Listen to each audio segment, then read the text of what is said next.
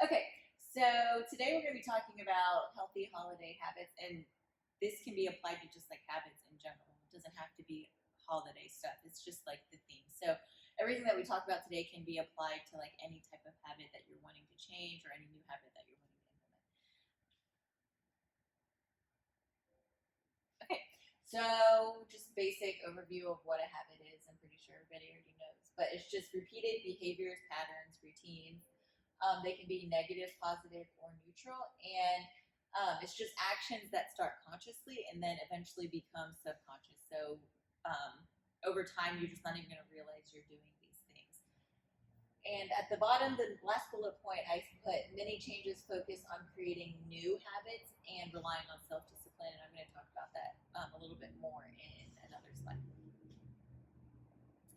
So, what is self discipline? I wanted to include this slide too because I think a lot of people have different ideas of what it is. So, on the left side, it talks about how it's viewed. A lot of people think that self discipline is hard and that you have to make many sacrifices and you don't get to do the things that you want. This one's my favorite, emotionally detached. So, a lot of people who are self disciplined come off as emotionally detached, and I like to think of Michael in this way because it's all like, I need to do this, I need to do this, I need to do that, and it's never like, well, I want to do this. It's always, I need to do this, which is why even though I want to do that, I'm not going to do that. So he just seems just so detached from the outside world and any emotion. But they all, it's also viewed, self discipline is also viewed as always wanting to like maintain control. You're always in control. You're always doing the right thing. It's like some with Michael, I look at him and I'm like, oh my gosh, how are you always on it? And he's like, no, I'm not always on it. That's, you're just seeing I'm on it a lot, but it's not always. And self discipline is thought to require a lot of willpower. So on the other side, I flipped it and to show you what it's actually like. So self discipline is thought of as hard because you are thinking very short term. So like in the moment, it's hard to say no to something that you really want. But in but when you make a short term decision like that, it actually has long term consequences. Whereas if you choose to make that one little sacrifice in the beginning, then long term you're going to see many more benefits that come of it. So it is hard in the moment, but long term, you make it easier for yourself. Gives you more freedom to do the things that you want. You're very self aware. So emotionally detached and being self aware.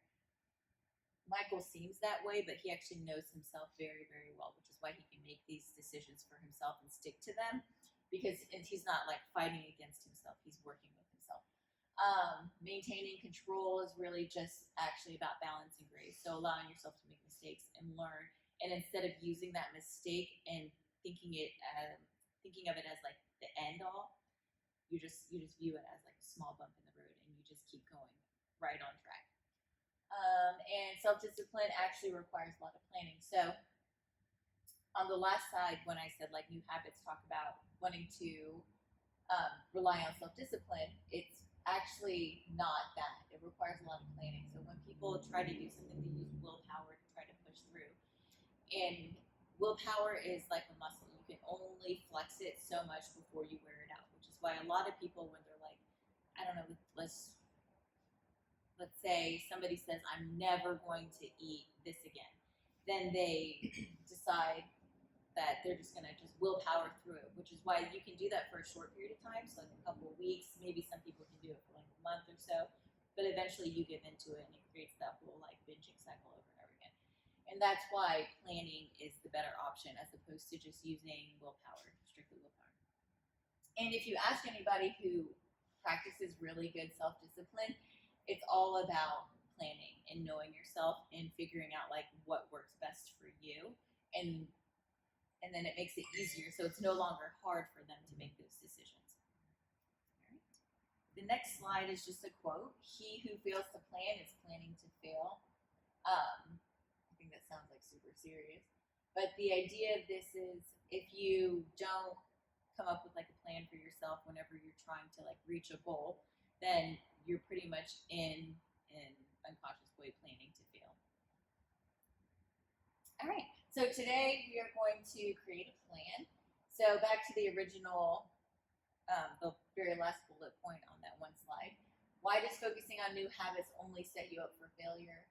And that's because when you try to reach a goal and you're setting new habits for yourself, you're not actually addressing any of the old habits that you have in place still. So it's like you're creating this new habit that's fighting against an old habit that you still have. So today we're just going to address like maybe some of the old habits that we have and create a plan for those, as well as how to implement a new habit to replace the old one.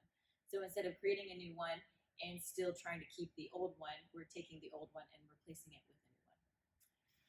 So the two methods today, there are many ways to like work with habits and build habits and break habits, but the two that we're going to be doing today is promoting self-awareness. So one, it'll motivate you, and two, you'll be able to create a plan that is more specific to you if you can know yourself a little bit better in that way. And method number two, we're going to be identifying triggers and obstacles and any behavior patterns that you currently have in place, and then we're going to be finding solutions that specifically target those obstacles. Holiday triggers and obstacles. So these are the different obstacles that Daniela and I identified. And this doesn't mean that these are the only ones, so I'm just going to go over these really quick. So the wasteless one, garbage disposal one, I named it garbage disposal because that's what we call my mom. She hates wasting food. So like if we're eating anything and we leave anything on our plate, she'll finish everybody's plate because she doesn't want to throw it away. She doesn't want to waste it. So that's why we call it garbage disposal. Another obstacle would be leftovers. So a lot of times you cook, you have this huge meal plan, and then afterwards you have a ton of leftovers, and that can be an obstacle trigger for people down the road. Presence, abundance, and variety. This is just the idea that there's a lot of food, and there's a lot of different kinds of food, and so you're just like pretty much overwhelmed. Special foods and scarcity. I struggle with this one during the holidays because there are a lot of dishes that you really only eat during like holiday seasons or special events. And so in your head, you're like, I'm gonna have to wait a whole year before I can eat this again. So that's what that one is. Nostalgia and memories and associations. Let's go to associations. So this could be like, for instance, if you loved your grandma and she made this wonderful apple pie, but she passed away this past year, and so you decided to use her recipe and make it, then you're like associating that memory with food items. Food pushers. So this, a lot of times I think of like grandmothers. They're like, here, eat more. You're not eating enough. Why aren't you eating? Try this, eat that. Yes, you're shaking your head. I know it's very big in like Korean culture, like all. Yeah.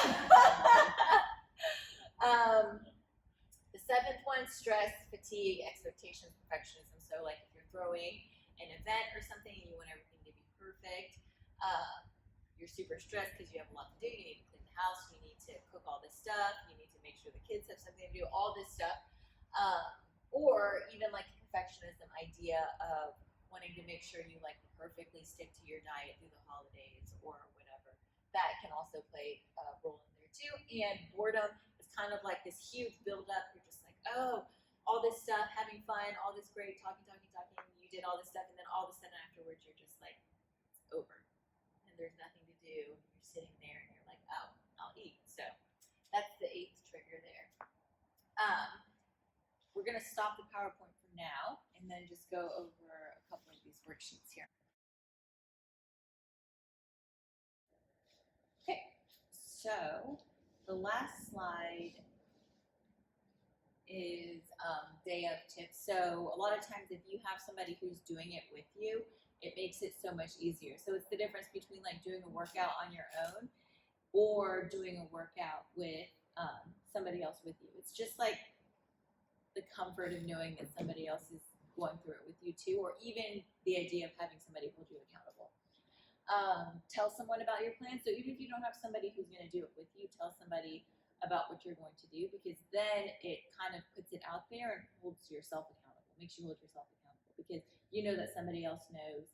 It's not like you want them to babysit you, but even just saying it, you're going to hold yourself more accountable. especially if the person's there with you. Or you can even ask them to like help you out and be there for you, that kind of thing. That doesn't work for some people. One time I asked Michael to do that for me, and I got mad at him. And he was like, never again. So it depends on who you are. Number 3, review your plan. So keep your paper and then go over it so it's fresh in your mind the day you go out to eat or have people over or do those kinds of things. Because if it's fresh in your mind, you're more than likely to stick to it. So even though you did it today and you know these things, if you remind yourself like right before, you're more likely to stick to it. And then the last slide, I have this really sweet, cheesy slide. Remember to believe in yourself and all that you are, and know that there's something inside of you that is greater than any obstacle.